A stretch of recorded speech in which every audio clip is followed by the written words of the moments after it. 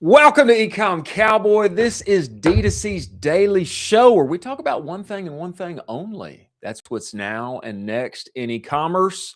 So founders and operators and marketers like you can survive and thrive. It is Thursday, January 29th, 2026. It's nice and beautiful outside here in Austin, Texas. We're coming to you live from an undisclosed location that I know you wish you were at here physically. But the good news is we can be together digitally. We're brought to you by our partner Seguno, Postscript, and AMP. And we've got a jam-packed show for you today.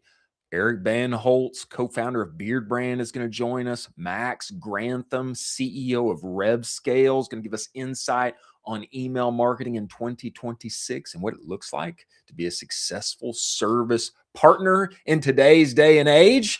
Bryan Johnson with a public takedown of AG1. Very interesting.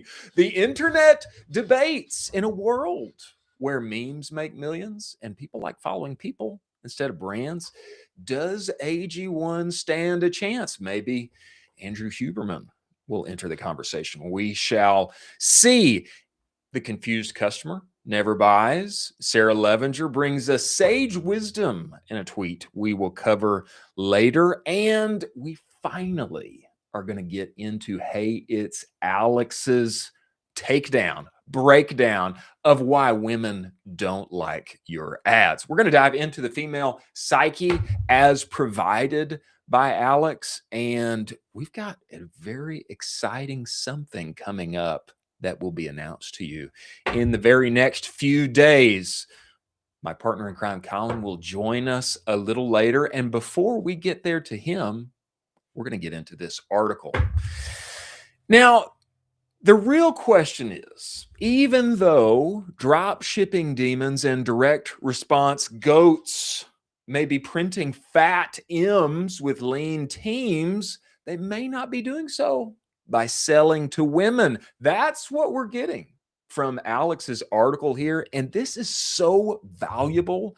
I want to actually read through this on the show. I will admit, okay, I don't know how to sell to women either. I don't know if I'm confessing here in all humility. Now, I am married 15 years now, going on 15 years. And I have 4 children, all of them daughters. There's so much estrogen in my household that I have been known as the dean of women at times, okay? Even my dog is a female, okay? That being said, I don't know how to sell to women. I can fire up a locker room full of men for a Saturday night game, but when it comes to entering into the female psyche and selling a few more products over the internet, I think there's something for me here to learn. And if there's something for me here to learn, I think there is for you too. We're going to read this together and make a few comments as we make our way before Eric Bandholz shows up and gives us insight on selling to men. Most drop shipping demons can't close women. Let's fix that. Most men have no idea how most women think. True. True. Let's be honest. And that's why so many men in e-com struggle to sell to women. The standard male-coded direct response funnel follows this framework. See if this sounds familiar. Catch the viewer's attention by aggressively agitating the problem. Yes, check. Motivate them into action with humor or even more aggressive agitation. Check. Yes. Offer a high status or insider solution, something that the average guy does not know or have access to. Check. Okay. We're check on all 3 so far. Sounds very familiar. But that's not going to work for a lot of women. I'm going to prove it to you right now. She marks an ad here that I cannot view for whatever reason, but I think you'll get the idea in the next line here. Imagine you recreated this ad shot for shot with a female actor and changed the product's name to Mom Pooch Destroyer.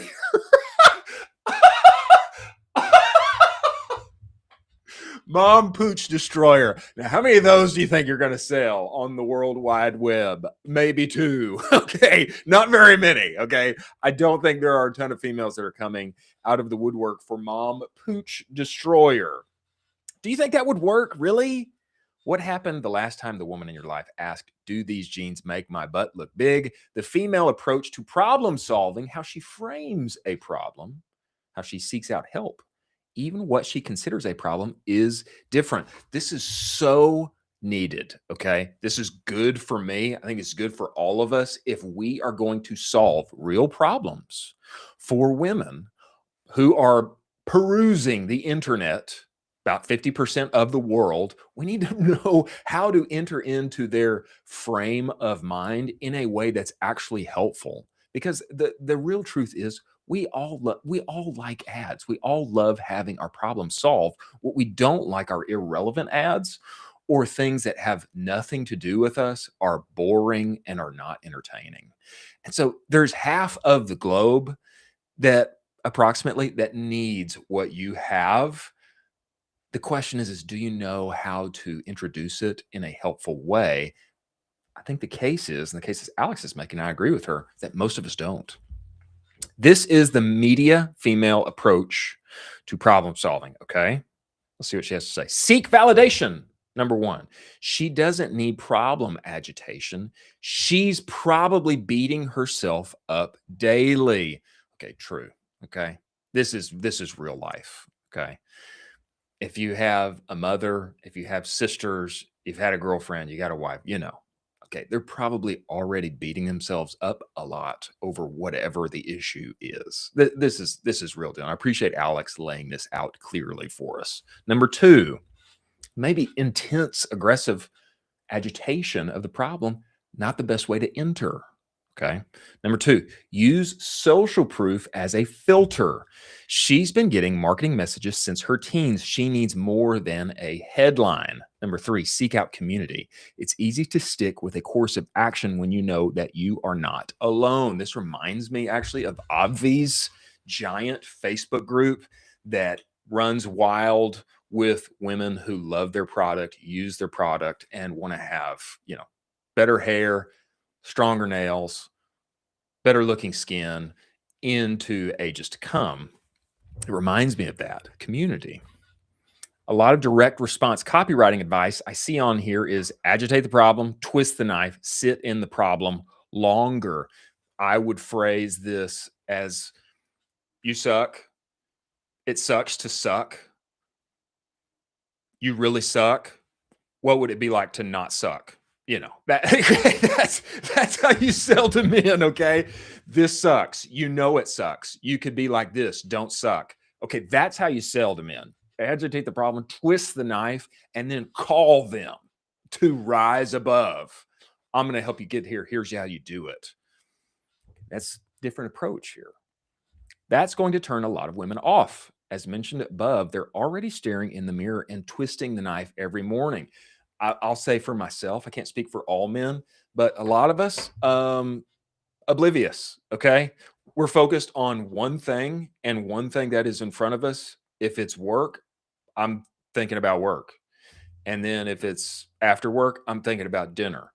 And then if it's Sunday afternoon or Saturday night, I'm thinking about that football game that I want to watch or the UFC fight, etc. There's like a single thing in front of the mind of a man. Usually, I'll speak for myself. But the dear ladies are better halves twisting the knife in the mirror daily. Do they need intense agitation? Probably not. Let's see what Alex offers here. Instead, the most effective way to frame an offer usually does at least one of the following: unique mechanism that absolves guilt. Okay. We all need guilt absolution, but I think this is a tactful, helpful, specific way to talk about entering into the situation of a person who's standing in front of the mirror and constantly twisting the knife on themselves. What do they need? More agitation? No, they need a way to absolve that guilt that they're already heaping up on themselves. Steady, happy mammoths, hormone harmony. That's a weight loss pill, but it doesn't say weight loss anywhere on the package. Very interesting. Number two, wounded feminine. You can't depend on a man, doctor, the government to come and save you, but you can depend on this. Okay, very interesting. I think this is a really interesting way to consider. I wouldn't have thought of this one. Okay. That's why I'm getting it in front of you. I found this incredibly helpful to me. And I think founders and marketers, especially those of us who are marketing teams of one, doing everything that we can, need this kind of help. Number 3, decenter the product, decenter the prospect. How do you do that? Hot girls use this. A lot of the trendiest, fastest growing brands just seed product to hot girls. The implication, this product is the real reason why you aren't hot, not hours in the gym and or an eating disorder. Okay, I think these 3 things, if you will apply this inside of your ad creative this week, okay, even if you'd think that you don't have a female-centric product, you probably do. I think Nate Lagos and what he used to be selling at Original Grain is a great example. Guys selling multiple $100 watches to men, actually 70% of the buyers are female who are gifting that product to their beloved. This is needed. We all need this, which is why I think it's incredibly helpful. If women don't like your ads right now, you have no clue how to sell to them. If you're uncomfortable with that, you need to enter into this framework and test a few things here. Probably should go get Alex's course also, which is $49. I'm not an affiliate. I think she's really smart and she has a lot to offer what we're doing here. There's a lot else here. I will leave it to you because I think, number 1, you should go read it, think about it, make a few ads, DM Alex, get inside of her newsletter. There's a lot to offer here for the bro side, the D2C bro.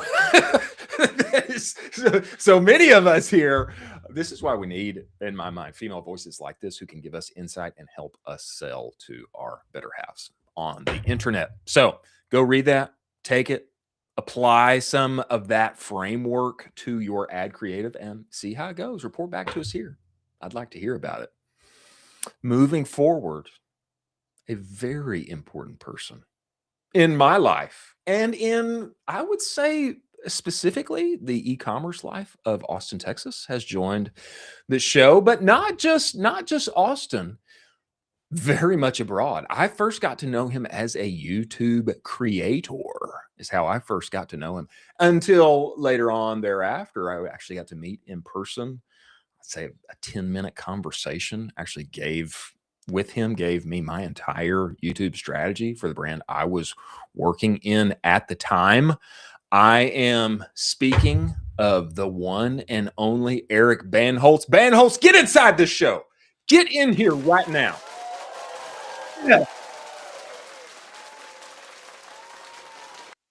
My friend, I must say I got to make myself little. Am I too big? Should I move my camera back? It's up to you. It's up to you. I've heard that similar depth is good for retention, but I'm just glad that you're here, my friend. And your mustache looks, I think, as good as ever.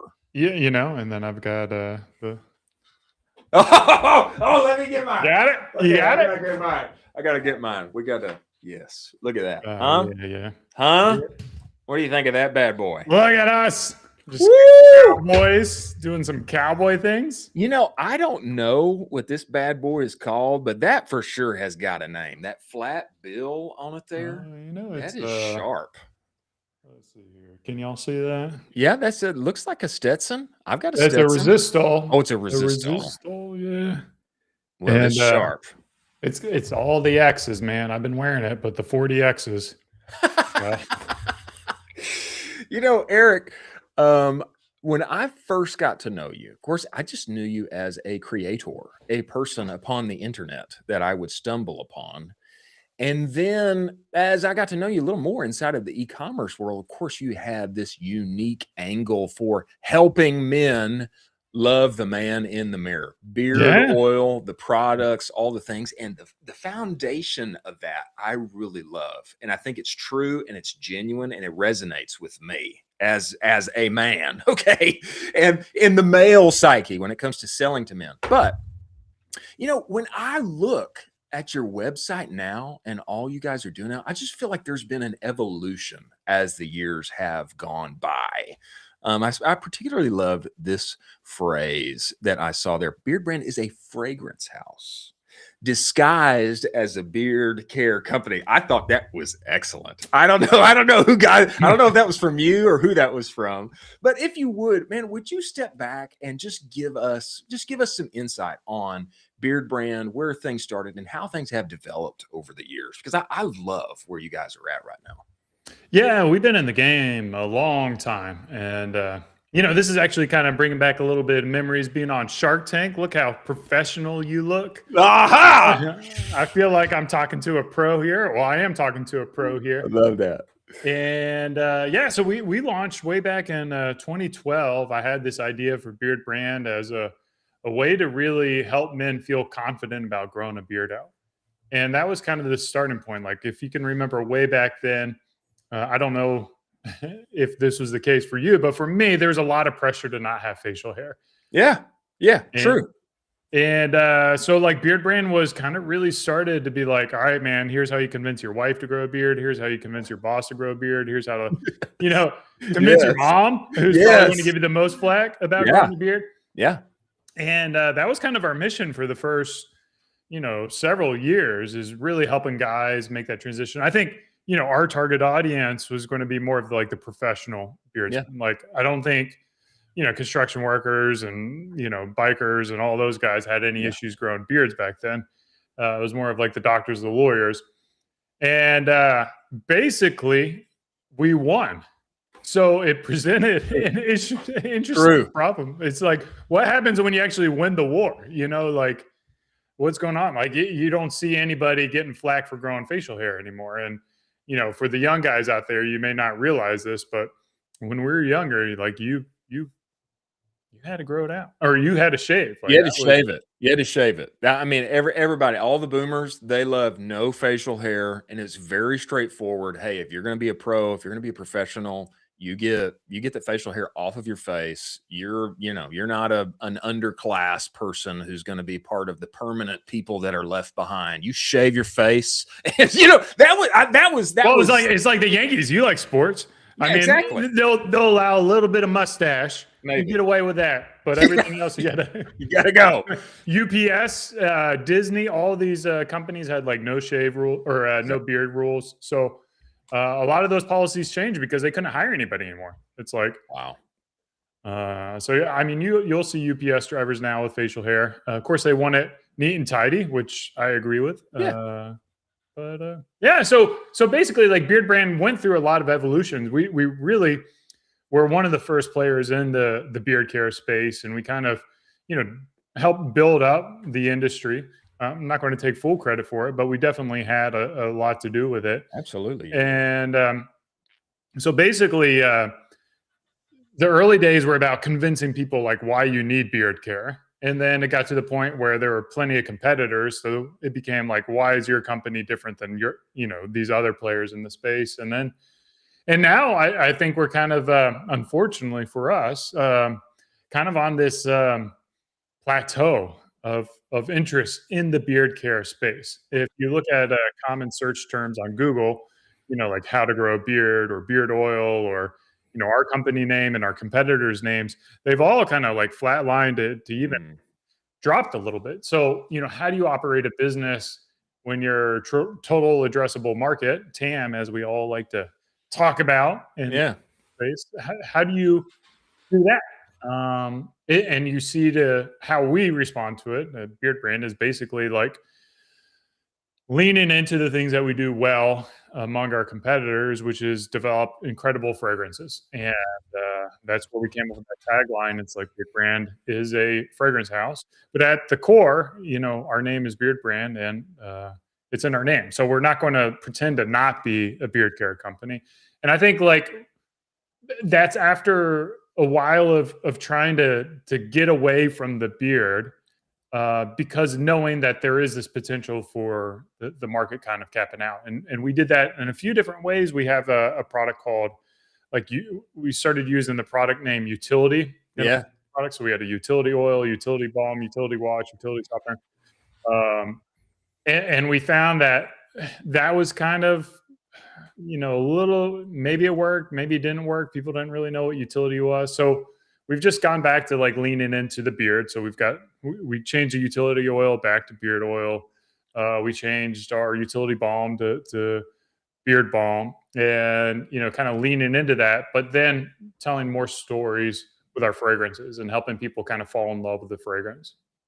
Well, the reason that I love this, and I think this is a crucial lesson that a lot of us need to hear and think about, is because what I have found is that for a number of businesses, it could be a hat brand, maybe it's a rodeo hat brand, it could be something totally off the wall. But for a lot of these businesses in our space, there is a kind of a soft ceiling that oftentimes businesses will reach. And maybe the TAM's not as hot anymore. Maybe it is leveling off. Or maybe you're reaching about all the people that you can for the amount of paid spend you can afford, or for the amount of organic reach you can have.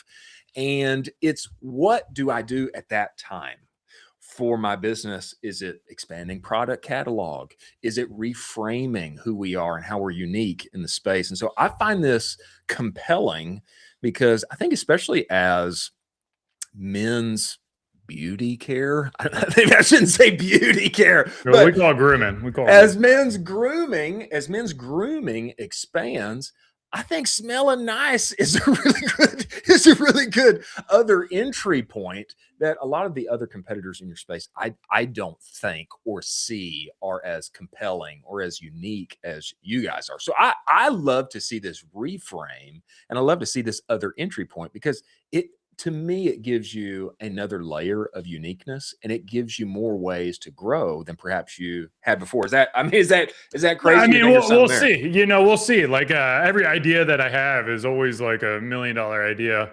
And then we go and we execute, and we find out our audience or our customers were maybe not on the same page with that idea. Hey, I got a quick question for you. Who did your ticker? Who's doing your ticker? Is that you? Nah, it was me. I you noticed. Misspelled my last name. I know. Carson, can you fix that? I noticed it while we were here talking. Man, Carson, if you go to the front of that I can't ticker, go without the D. I know. I need that D in there. You got the D. Well, I know you got that. I know you got that. I need that big D. You got it. I noticed it. I noticed it while we were talking. But we'll get that fixed. We'll get that fixed. Okay. We don't. We're trying to be pro here. I'm sorry to put you under the microscope. I'm glad you did. I mean, you can do that because we're friends. Well, I think it's a smart reframe for you guys, and I also have loved what you are doing. Of course, being a creator yourself, and really, I would say, kind of birthing the brand in that way, in total from the foundation. But I also love what you're doing with other creators, specifically because I've had success myself at doing that. But I saw what you guys are doing with Jeremy Sears. Am I saying that right? Jeremy Sears? Sires. Oh, I think this guy's very interesting. I didn't know about him before looking at him, what you guys are doing. I mean, give me perspective on that. Hey, Colin, welcome. What is up? Got two Cowboys right here. We do. You got to get your hat. You got to get your hat. One. What's the brand I should get? I like Stetson. He's got a Resistol. Yeah. So this is the same company owns Resistol. It depends on your head shape. So if you got kind of like an oval head shape like me versus a rounder head shape. I don't know. What is my head shape? Well, you go to a store that has multiple different you see which one fits you better. Yeah, you got to go try them on. Hey, I don't know this. I've never gotten a Cowboy hat, so I don't know. Well, you're on the show, and so it's only fitting now. That's true. I'll get one.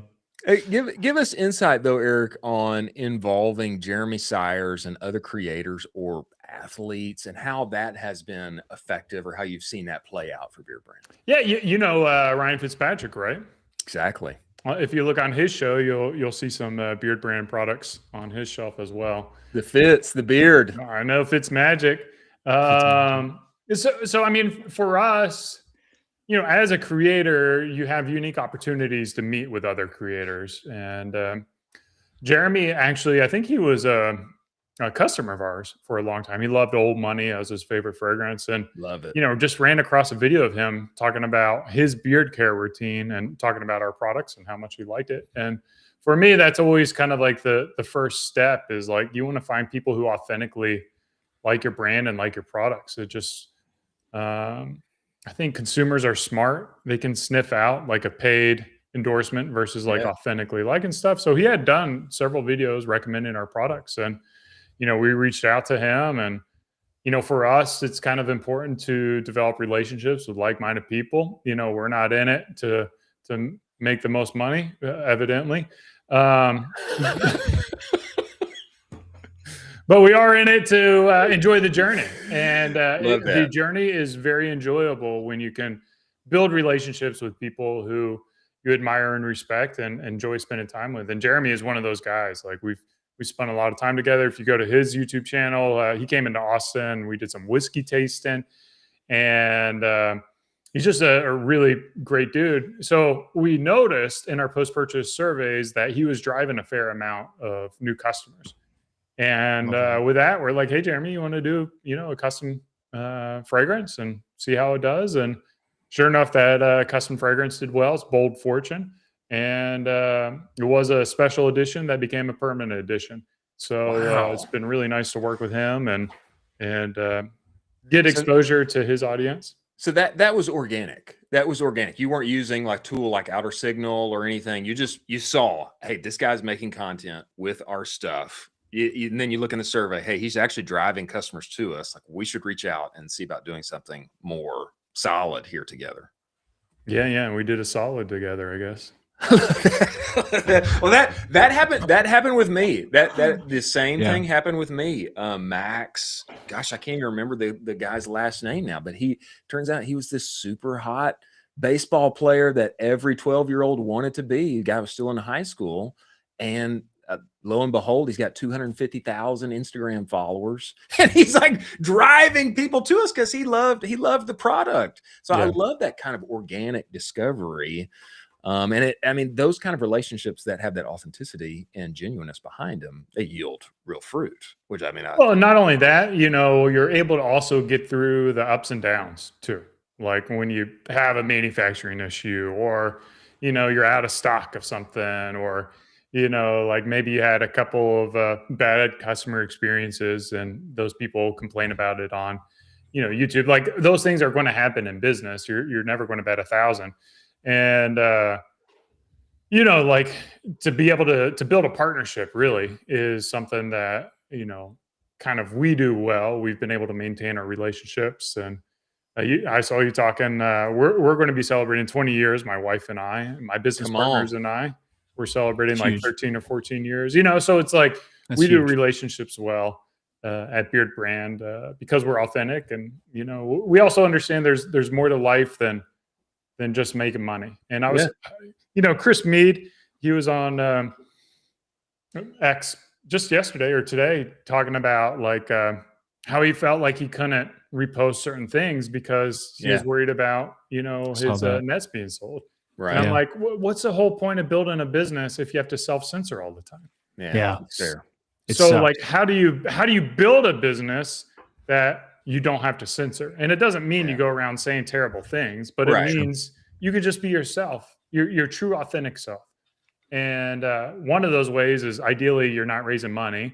And two, like you don't have any singular relationship that would put your company out of business, like a Target or a Walmart, and nothing else, so being a little diversified with your sales channels, I think is a good strategy from that. And then just like, I don't know, man, like, especially in the corporate world, like you as a small, or me as a small brand operator, you're going to have your differentiation is being authentic. Like the Gillettes of the world, nobody cares about them, like, so why not be a little bold? Why not be more tuned to yourself? That's a great point. And you may burn off people, but the mass market stuff is for the mass market brands. Yeah. So the niche down is where the opportunity can be made.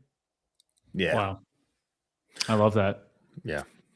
Go ahead, Colin. I want to take this to Eric's physical location, because I think it's also something unique about what he does, but go ahead. No, I was just going to say, how are you trying to duplicate that success that you're having with those guys in 2026? So like you have this proven formula where you're like, okay, We found this works. We found these types of things work. How are you thinking about doubling down, tripling down on that to accelerate the business really aggressively? Have you already found some people? Are you willing to announce them on the show? Maybe. No. I mean, we've reached out to people, and we've kind of kicked the can down the road. But Sure. I'm kind of one of those guys where if it doesn't really feel easy, especially with a relationship, I'm not trying to force it. So I talked about earlier. Ryan Fitzpatrick has some of our products on the shelves, and we talked a little bit about working something out. But this was like right before he like absolutely blew up. I mean, and he was already well known beforehand, and we were talking about maybe doing something together. And then I think it's just like he had so much on his plate that a little company like us, he didn't need the money, he didn't need anything. He's like us. He's like a like-minded person. He's like wants to do the things that are important to him. So we're open to those, but there's, unfortunately for us right now, there's no system. Now I say that as I just got off a call with Alan Walton. Do you know him? Spy guy. Oh yeah. He's on X, and we were chatting about Claude Code, and I guess a podcast can't go by without talking about AI.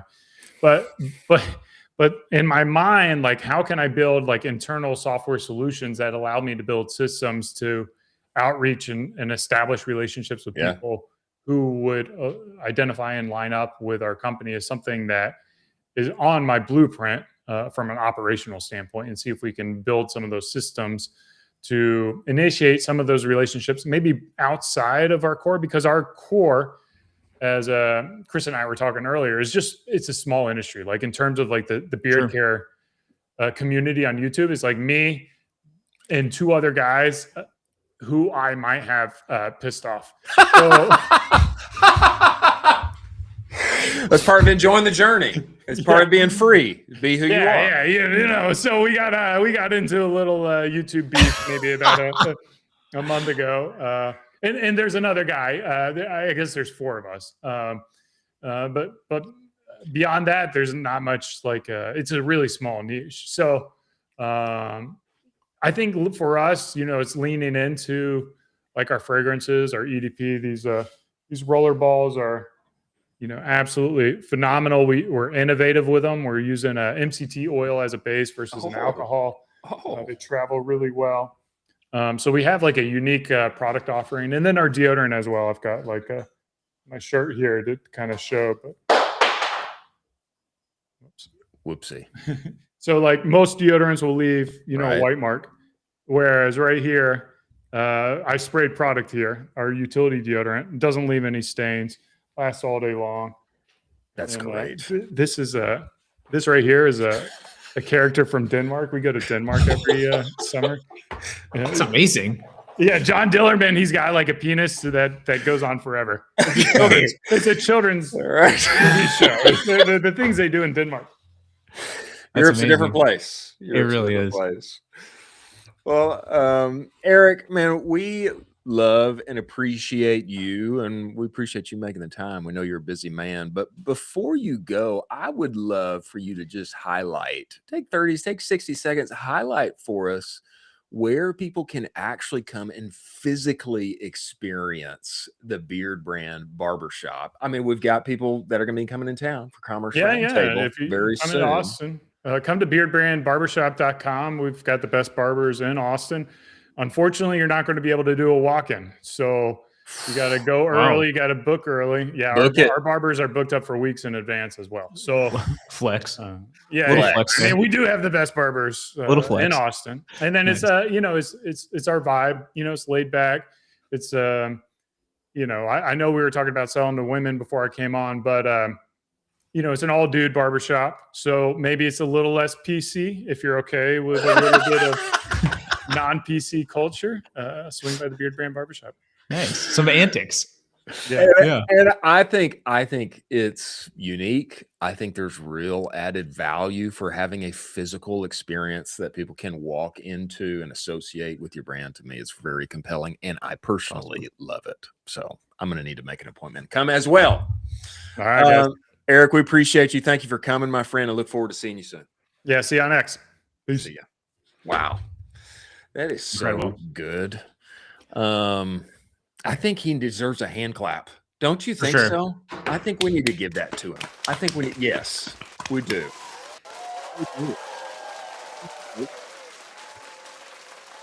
He's deserving of that. Well, what I appreciate about him is his uniqueness. And before our next guest comes, we need to talk about something unique here. I'm talking about Seguno here, Carson. We need to talk about something unique also in our space that I think there might be some like-mindedness. Seguno, one of our partners here at the show, they're the only marketing suite that is built entirely inside of Shopify. Email pop-ups, reviews, banners, all of it happens right there in the place and space that you already work and do all of your things. That means your data is not hopefully synced and integrated and blah, blah, blah, and duct taped together. Your Shopify data is the data.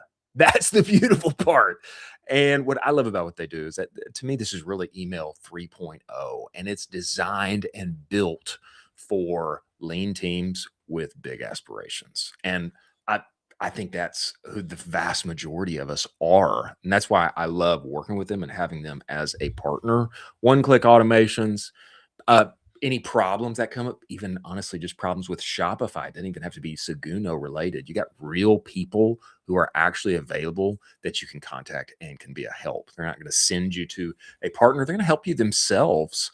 And if you don't have a full-time email marketer on your team, Seguno is who you should be working with. If you go to seguno.com, they'll give you a free trial. But if you tell them that we sent you, then they'll extend that free trial to 30 days. So if you're looking for more dollars on the retention side of your business in 2026, you should go to Seguno and try them out. Many thanks to our partners at Seguno. You know, Colin, what I found compelling and what I appreciate about Eric is there's this aura around him of freedom. It's like the basis for what he does and why he loves it is being able to be free to enjoy the journey, not have to scale to the moon necessarily, but be able to go on vacations to Denmark with his family, be able to authentically be himself on the internet, say what I think that element of freedom, to me, it's a kind of undergirding for what we all do in this space and why we do it. There is great opportunity to be had on the internet, the wild west of our day, and make a living, make a life for oneself and your loved ones. I love that. Did you get that out of his talk as well? Totally. I was going to bring that up, that he kind of reminds me of like a younger Sam Elliott who is in e-commerce. You know what I mean? Just so cool, so laid back. All of the whimsicalness is behind the mustache, and he's going to drop some psalms on you, and you're just going to be like, dang, this guy's way more chill and cool than I am. I feel like I couldn't, you know what I mean? Like, you see me, I look like this, whatever. I can't pull off what he's pulling off right now. You know what I mean? I think I think that it's just a natural coolness that he has. You've got a different kind of aura. It's a different thing. We like your aura too, Colin. Sure. We do. Sure. We do. But he does. He does. It's like a swagger. It's a swag. Yeah. You know what I mean? It's like that. Yeah. It's cool. It's a freedom swag. You know, there's a tweet he put out about Sam Walton's Entrepreneur's Creed. If you read that thing, have you seen that? Yeah, I read Sam Walton's biography as well. Sam Walton, not Walton. Sam Walton.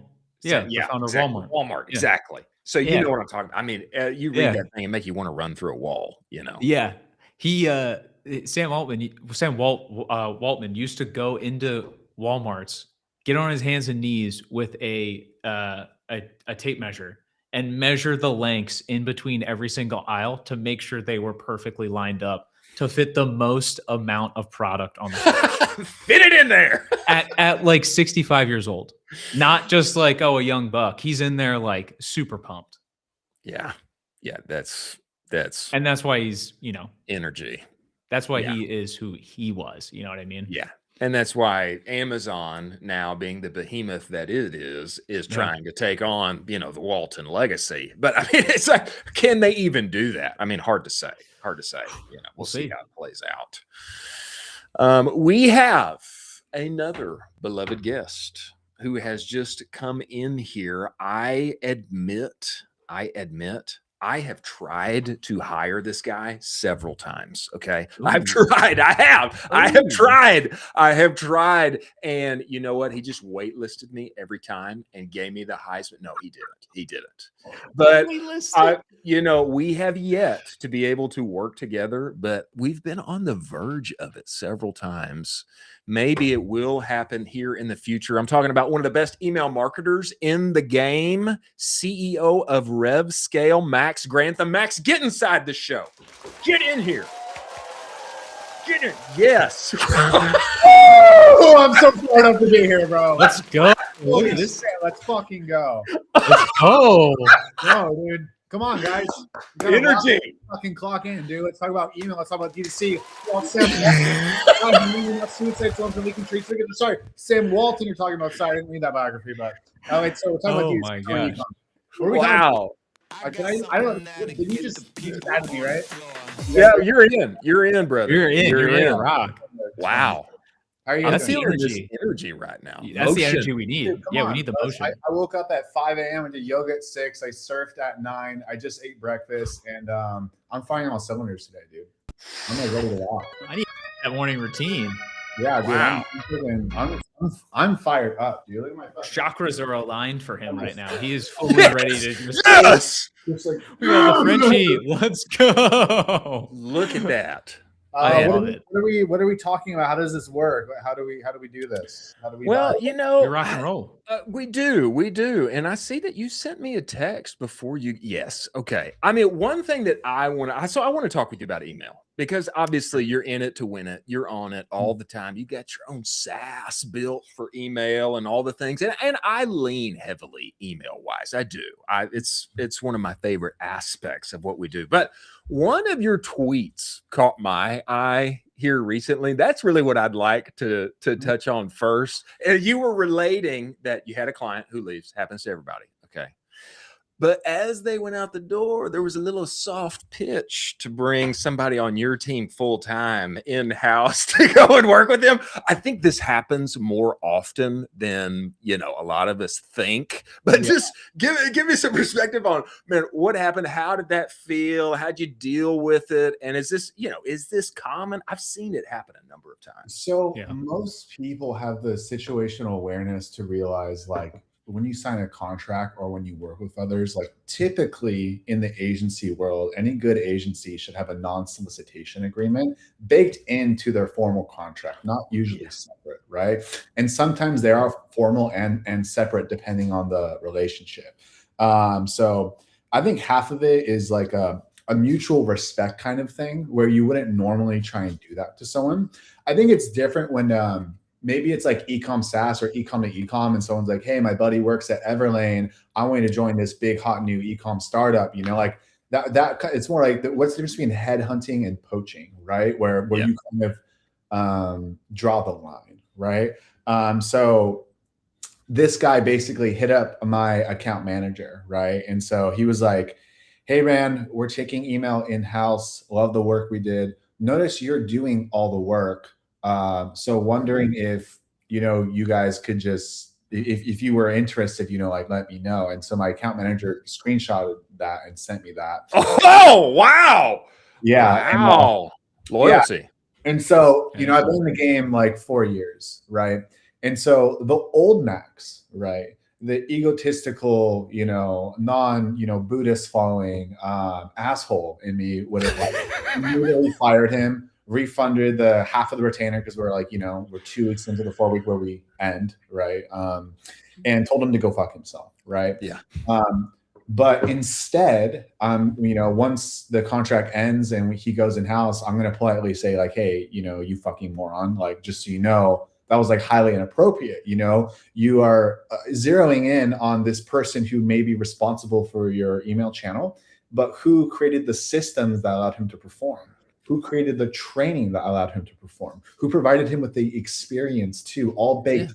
Like, yes, we have one guy focusing on your account, but like, what is the machine behind him that I created with blood, sweat, and tears in order to provide that performance for you, you know? So it's just it's a lack of awareness, you know? But here's the thing, okay? This is the reality. In e-commerce, it is I need a fucking cowboy hat, dude. You need a cowboy hat. It's the wild fucking West, okay? Get that cowboy hat on, Max. You get that thing on. I got a fucking helmet for when I'm charging big waves.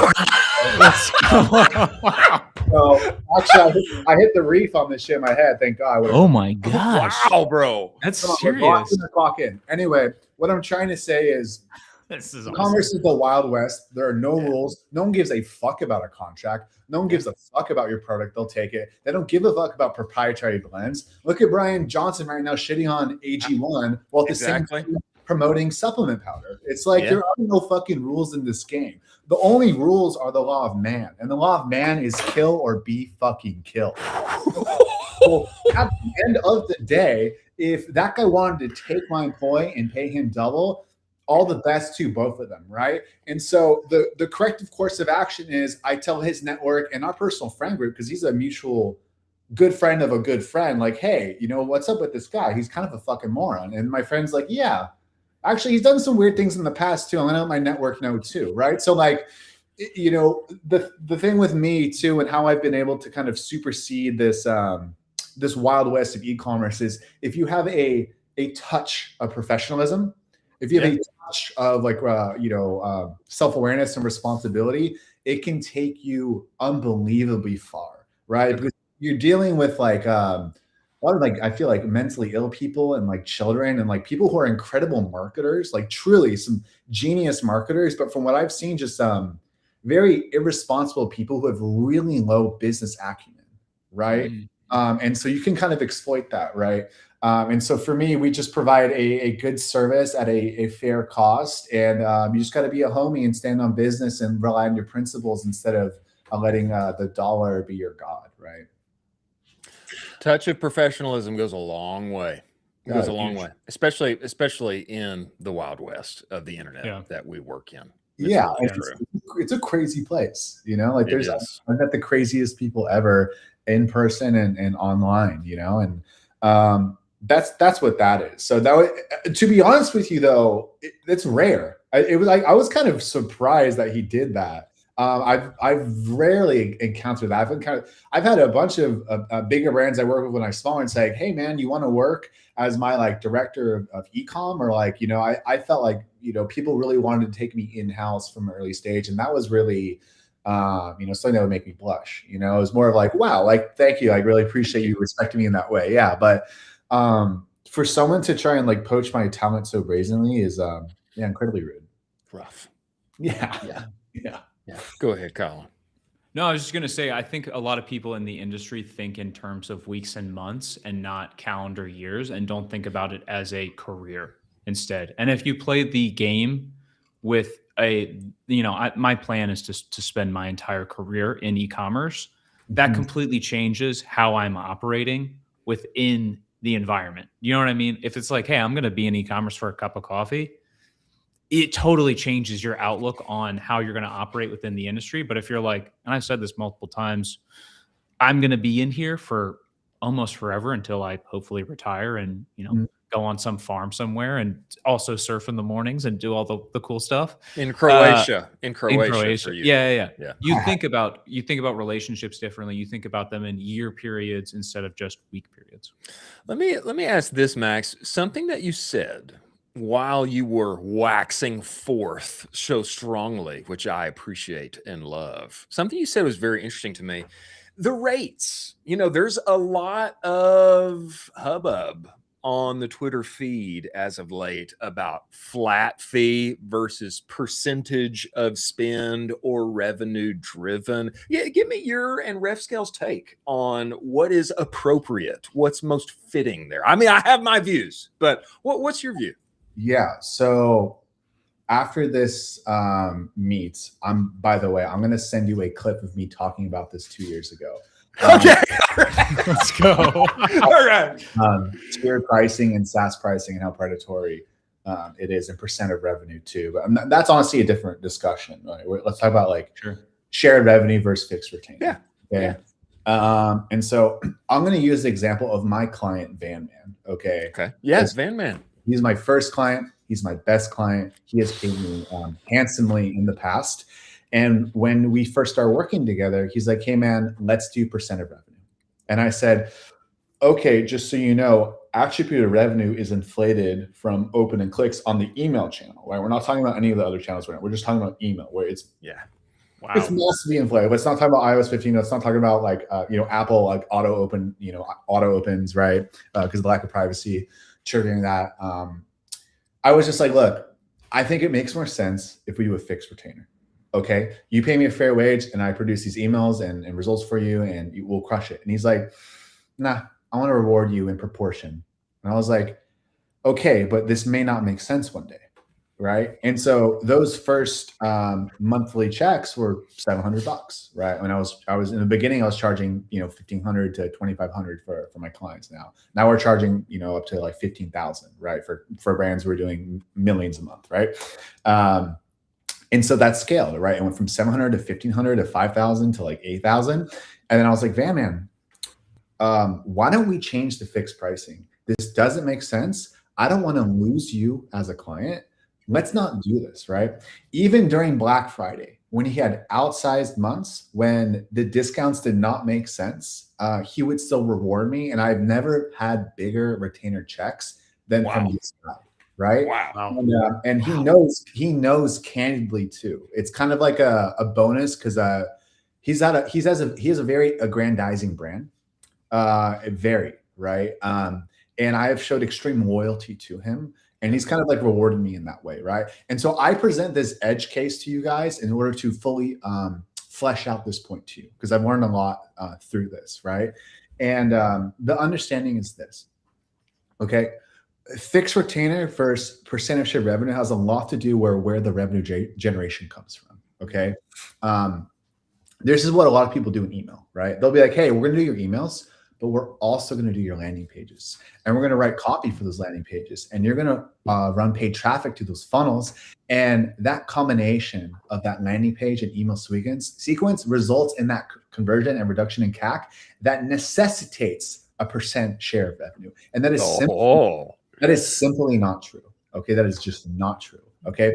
When we even talk about attributed revenue, how much of a farce it is, it's astounding how little work has been done on the analytics platform and how damaging that has been to the reputation of email marketing and retention, right? Because if we understand the true lift of incremental revenue generation or retention or an increase in LTV or OV, maybe we're talking about a 10% lift, right? We're not talking about a retention ecosystem either with customer support and subscriptions, and VIP membership, loyalty reward programs, credit back, referral programs, all that. I'm talking about just like raw email, right? I don't think it's fair.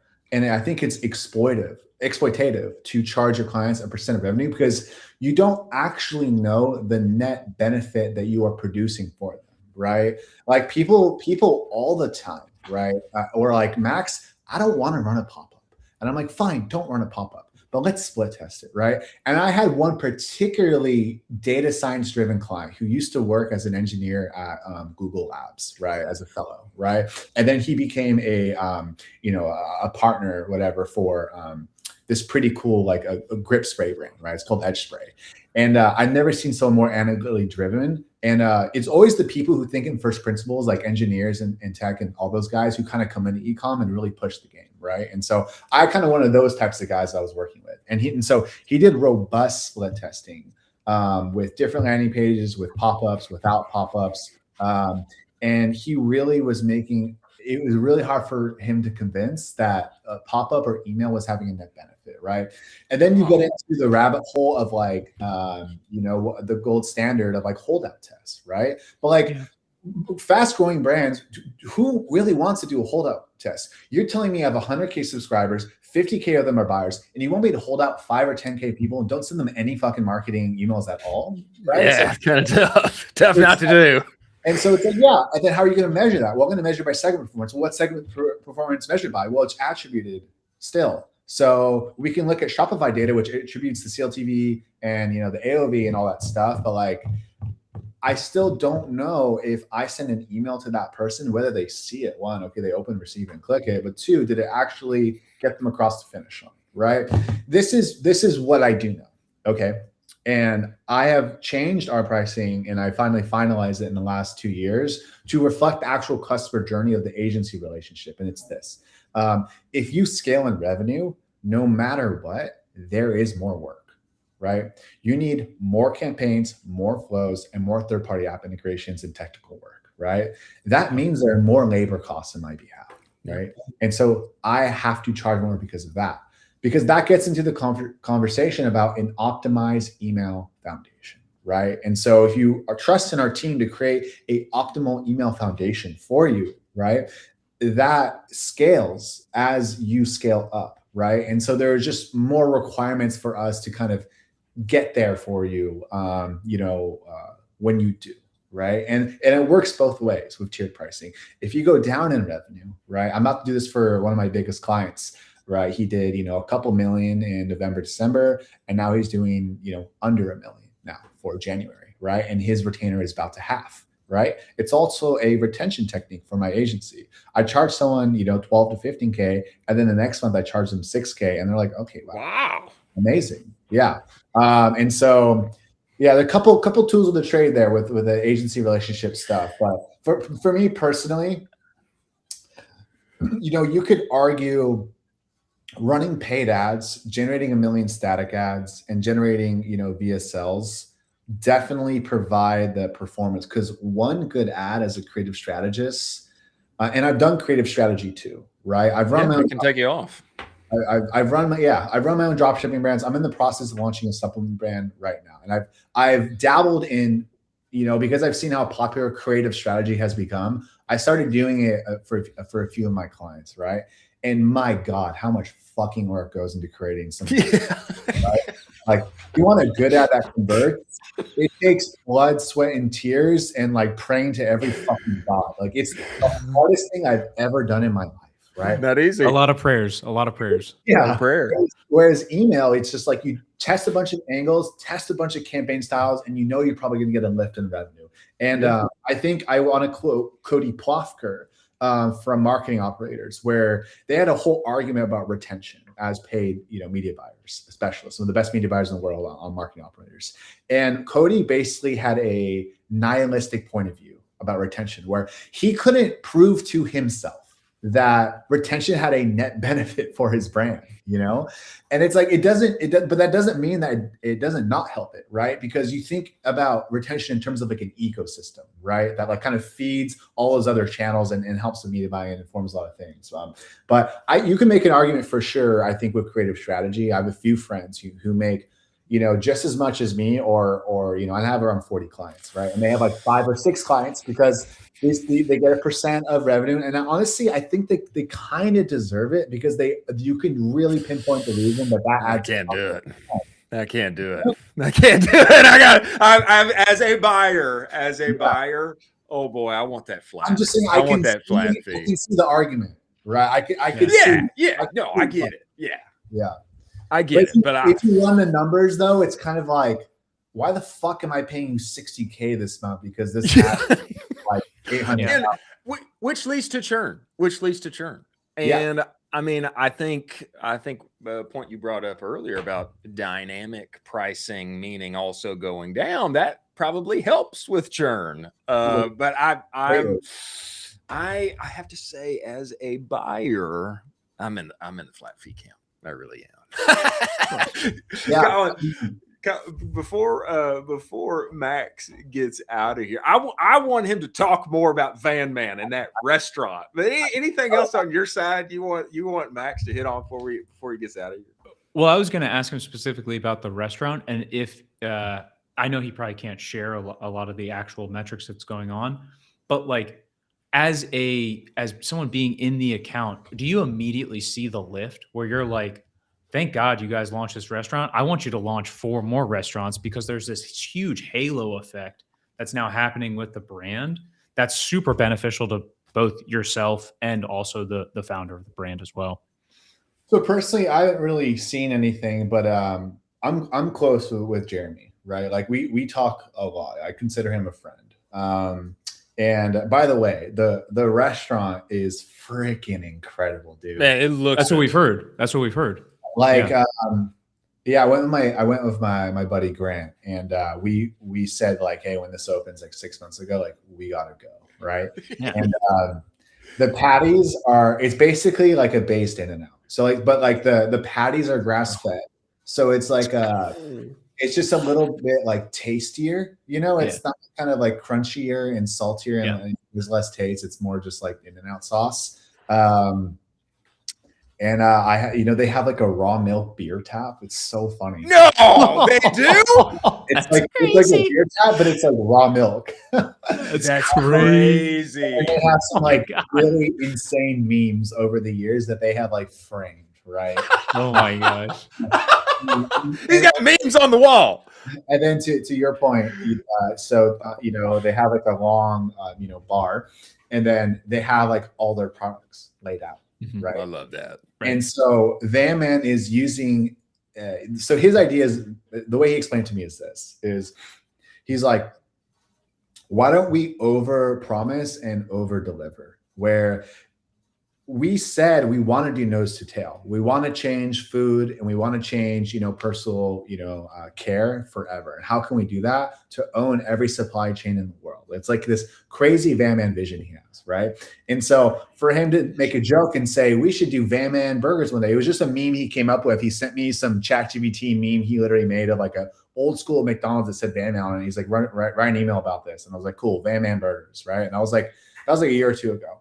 And then as a joke, he reposted and she's like, should we open a Van Man restaurant? And people are like, yeah. He's like, cool, we're doing it. This will be cheaper to me than running ads because of all the free marketing I'm going to get from doing this, right? Exactly. Right. Love it. And the burgers are $6, and he's thinking, it's hard to quantify these metrics, Mr. Media Buyer Chris, but he is feeling like, the CAC for him is like 1, and I could see it in person. There's 8 people waiting in line for burgers. They're looking at the skincare, and they're literally saying, what is this? Right. So like every new person who eats a burger is getting into the funnel. Right. So you're paying for the lease, the permit, and the food and materials and the labor. And in exchange, that is another funnel that leads down the ecosystem into buying personal care. Right. So you subsidize the cost of the restaurant. You make it as cheap as possible. You make it as popular as possible. And then people get introduced to the brand that way. Right. And that's the idea. And it's, I just launched, but the milkshakes are amazing too. A2 milk. Yeah, it's pretty cool. Well, Van Man is going to be on the show. He's going to be on the show next week. And I think, Colin, after Van Man comes on the show, I think we eventually need to take producer Carson and we need to go to San Diego. And we need to go. We need to go to the restaurant. I just got to watch out for the milkshakes because I'd probably take down too many of those and then I'm not fitting into these pants anymore. So I'll do the burgers, but I probably got to watch out for those milkshakes because I've been raving about it to everyone I know, and I can't. I'm going to go back next week. There you go. Don't tempt me. Don't tempt me to jump on this airplane. Meet you there, Max. I can't wait for you guys to try it. Well, man, we love you and we love what you're doing. We appreciate you doing the Lord's work on the internet and inside of the Wild West in our space. Max, before you go, man, give everybody 30 seconds. They want to know you. They want to talk with you more. They want to work with you. Where should they go and find you? Find me on Twitter, MaxGrant __. We're better than everyone, and we're more fairly priced. And I love this shit. So if anyone wants to talk about email or retention or whatever, I'm here. Holler at your boy. Chris, slot me in for the next 12 months, once a month. I want to do this show. Just send me the cows, bro. All right, brother. We appreciate that. We appreciate that. Max Grantham, everybody. Let's give him a big round of applause. Wow, thanks for coming, man. Wow. Thank you, boys. he said that his name was __. I think I only used one underscore on our tweets and such. That was a miss by me. All good. What a guy, man. He is Seriously. great energy. Great energy. Also incredible client. I mean, we have, you know, we got him on the show next week. This is going to be sick. We need to try that restaurant. We need to try that restaurant. We need to try that restaurant. That's, man, that is impressive. We got to go there. Well, we're getting close to time here, Colin. I definitely want to hit Bryan Johnson versus AG1, but do you have time on your side? Let's do it. Yeah. Okay, let's do it. We need to get into Bryan Johnson when brand credibility collides with niche authority. Things can get uncomfortable. We all know Bryan Johnson from Don't Die. He released a tweet storm yesterday that was taking down AG1, a enthroned winner inside of our space, I think safe to say. And he was tweeting all this research about how AG1 really has no benefits whatsoever. And boy, he got a lot of shares. He got a lot of shares. Of course, AG1 tried to respond here. Autism Capital screenshotted it and brings this to us. Bryan, this year-old study doesn't say what you're claiming. It showed improved nutrient status and digestive quality of life. Yeah. My point, though, is I don't know if it matters. I don't know if this matters inside of the Twitter sphere and the interwebs. Keep going forward, Carson. Because why? Number one, Bryan is a person, okay? People like to follow people and they trust authorities. Number two, he's sharing memes, okay? Yeah. When one memifies an argument, it's hard to combat memes, okay? Everybody loves memes. Go to our next one, Carson. He's got multiple memes here. Okay. I saw this one. I mean, number one, they are hilarious. It's the zenith of communication inside of our world online today. And my question is like, can AG1 as a brand combat Bryan Johnson as a person with extreme authority on what he is talking about, who is also creating funny memes about said thing? I don't know about the validity of the research behind what Bryan is communicating here, but I'm not sure that it matters unless somebody like Huberman or another authority steps up to speak on their behalf. Colin, what's your take?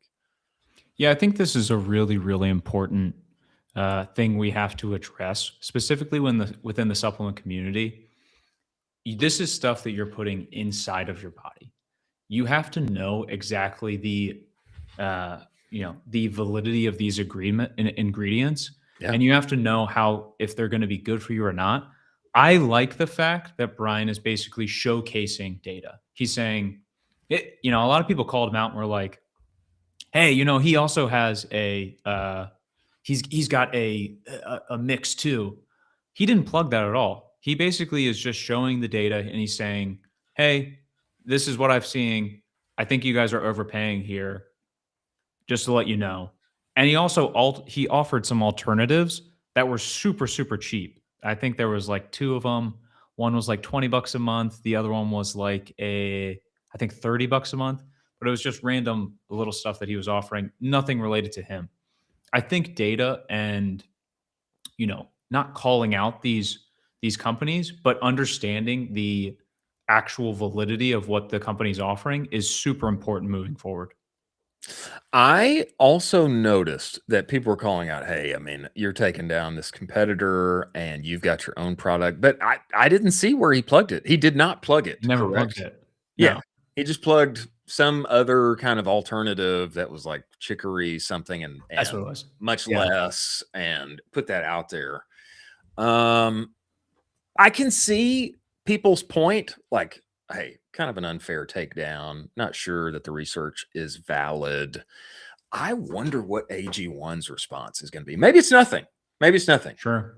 Most of the time in these kind of situations, I recommend doing absolutely nothing because, how many people saw Bryan's tweet? I mean, of course, X saw it, but most of the people in the world aren't on X. And Yeah. I think most of AG1's customers aren't on X, avidly watching their timelines and reading what Bryan Johnson has to say.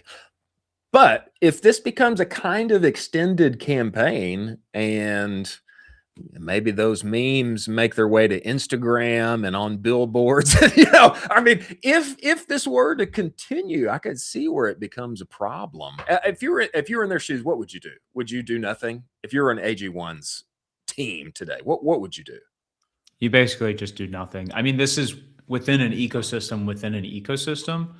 All of the people that are also following Bryan Johnson are the super hackers of biohacking. Yeah. And so they're probably going to also be using basically like custom formulas as well. Like they're the guys that are not going to be doing the out of the box stuff. They're going to be like, hey, I'm going to be doing this, this, this, this, and this. Like, so his audience really isn't, I don't know, quote unquote, applicable to AG1. AG1 is going after every single person in the United States that's not in that demographic. I don't think they're trying to go after the biohackers. They're on a ton of mainstream podcasts. And so I think they probably just, sweep this under the rug, keep rocking forward, probably launch a gummy sometime soon. You think they've essentially moved beyond the biohackers, basically, because they're so big now. Sure. It's like they're so massive. Yeah, they're so massive at this point. Well, maybe the memes and the takedown is too little too late. I don't know. It would make me want to think, how can we beef up our benefit, science-backed, researched, in communication? It would make me think about that. Yeah. Because perhaps there's more to come. I don't know. I mean, you got to get another Huberman. They already have Huberman on as a part of the board and one of the investors, and you got to get more of those. So to me, this is the ultimate move, is fight night between Bryan and Huberman, and bring them on. Yeah, bring them on, and let's get at it. Let's see, let's see who's a better debater, and let's have it out for the niche of niche communities inside the communities. Probably the rest of the world doesn't see it, doesn't care, but biohackers would care. And there is something to not losing one's core audience. I mean, there is something to that. Patagonia, they make climbing gear, and we're not all of us are climbers, but they do make stuff for the people who are in the most extreme situations, and the rest of us buy it as a result because we want to feel like we're that kind of person. I'd like to see something like that, simply because it would be very entertaining. I don't think they'll do it. They've danced around each other on podcasts before. They've never been on a podcast together. Really? And they've spoke about each other on podcasts before. They've never been in kind of like the same, podcast sphere in the same time, same room together. I would love to see it. I would absolutely love to see it. If I was AG1, I would challenge Bryan Johnson, put him in a room, and I would get Huberman, and I'd get a talk track with Huberman, and I'd be like, this is what we're riding. You're a doctor. You better freaking kill this with us. By the way, we're going to have a surprise guest from Peter Attia, who's also an investor in AG1. He's going to come out. He's also a doctor. Like, do it on Rogan, man. Have Rogan moderate. Yeah. Or do it on here. Hey, we will welcome you. We will welcome you.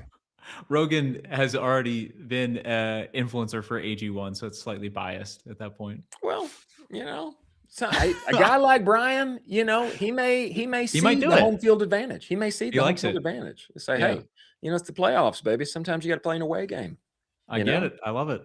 I will say, Shireen, she has made it official that she is awaiting a challenger on our fight night, which it's a segment to be debuted, but we need somebody who's willing to take on the best hair in e-commerce. And Shireen, there's big brain underneath all that beautiful hair as well.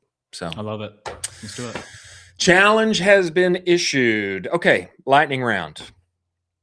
Isaac of Mini Katana and his $70,000 mistake. I don't know what this was, and I wouldn't know how to resolve it, because it's been many years since I have packaged and shipped and labeled my own products. But the single most costly, stupid mistake I made early in my brand history was not setting up labels correctly. We self-fulfilled everything out of my tiny apartment. This is a small warehouse. and it cost about $70K when you had to set it back up. Ooh, it hurts. It hurts. Sometimes taking a little more time on the early side there is worthwhile. I don't know what he did, but I'm interested to know. I mean, do you have any thoughts on what he might have done or not have done?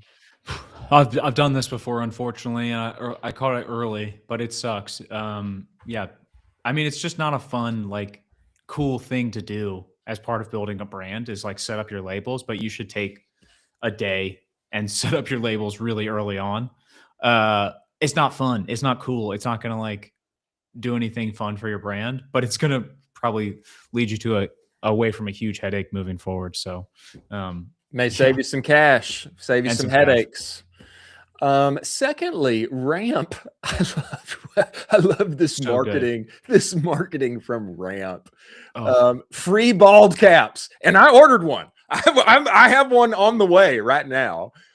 Free bald caps in lieu of their Super Bowl party with Bryan John. No, what is this guy's name? Bryan from The Office. What's his yeah. name?